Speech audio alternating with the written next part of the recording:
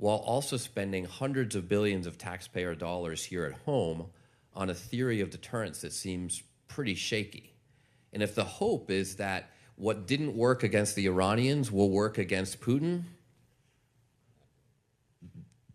that kind of hope is not a good strategy, at least in my mind. But I appreciate the conversation and look forward to continuing it. Thank you. Are you both finished? Oh, no. We'll carry this. For the purposes of this discussion. We'll say and let me tell you, Mr. Chairman, we'll, as you know, I very much appreciate the intellectual discussion that we are starting to have on this committee, because I think for too long it's just been, hey, you want to do this, go ahead. And Mr. Berkowitz and others have really been willing to engage in this debate, which fundamentally is important for the American people, for the taxpayers whose dollars we're supposed to supervise. So we may disagree. It may take us some time to come to agreement on these issues, but the debate matters, and I appreciate your willingness to have it. And I've been uncharacteristically light on the gavel today because we have such a distinguished panel in front of us, and this is a very important topic and a very important hearing. And so we're going to go to our final member for questioning, a gentleman from Colorado, Mr. Crank, before going to the closed session. You're recognized for 5 minutes, sir. Thank you, Mr. Chairman. I also want to thank our witnesses for joining us today. And before I begin my questions, I'd like to take a moment to honor Sergeant Benjamin Pennington, who was killed by Iran during the opening days of Operation Epic Fury. Sergeant Pennington served with the Army's 1st Space Brigade at Fort Carson and supported the Army Space and Missile Defense Command while in Saudi Arabia. And General Gainey, thank you so much for supporting his family. I've spoken with Ben's dad several times, and your outreach has meant a lot to him. I also believe that had we not deployed those systems, had we not procured those weapon systems and deployed them and used them at the beginning of this, there would have been a lot more of our American servicemen who would not be alive today. General Gutlein, I appreciate our conversation last week. I'm confident you are the right person to lead this critical mission to defend our homeland.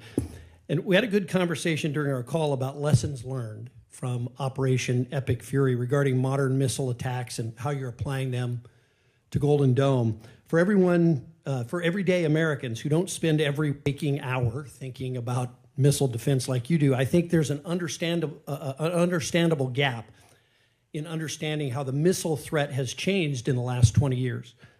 Iran showed the world how difficult it is to deal with mass swarms of traditional ballistic missiles, and in your testimony, you discussed new technologies like FOBs and MIRVs that threaten our homeland. In layman's terms, can you communicate what's different about the modern missile threat, how our legacy defenses currently fall short, and why Golden Dome is the right option to meet that threat? Yes, Representative Cannon, it's a very fundamental question of why we need Golden Dome. We have traditionally relied on our oceans to have take the away game to the enemy. While we have been focusing on the away game, they've been focusing on holding the homeland at risk, and not worse yet, they've also become very capable at it. They've increased their arsenal both in range and lethality, and now even in maneuverability, which makes these exceptionally challenging threats to get after. What we are seeing in Iran is proof that these threats have been modernizing. They are becoming more lethal. We are seeing an exceptionally high operational tempo.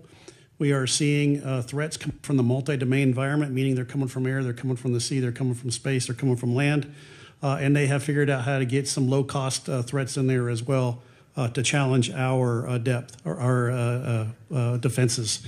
This is driving a demand for increased magazine depth and a demand for lower cost solutions to get after these effectors. And that's what Golden Dome is focusing on, is how to change that defense equation. And we're doing that through partnerships with industry, partnerships with academia, and partnerships with the national labs. Boost phase intercept is a particularly challenging aspect, of course, of Golden Dome, as it requires much shorter decision timelines for the warfighters. How are you addressing that challenge?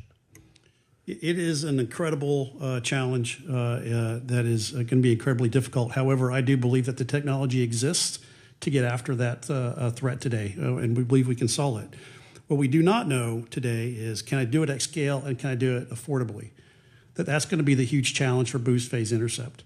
I will tell you, because we are so focused on affordability, if we cannot do it affordable, we will not go into production. And that's something that others have not understood. Because we are looking at the threats from a multi-domain perspective to make sure I have redundant capabilities and I don't have single points of failure. So if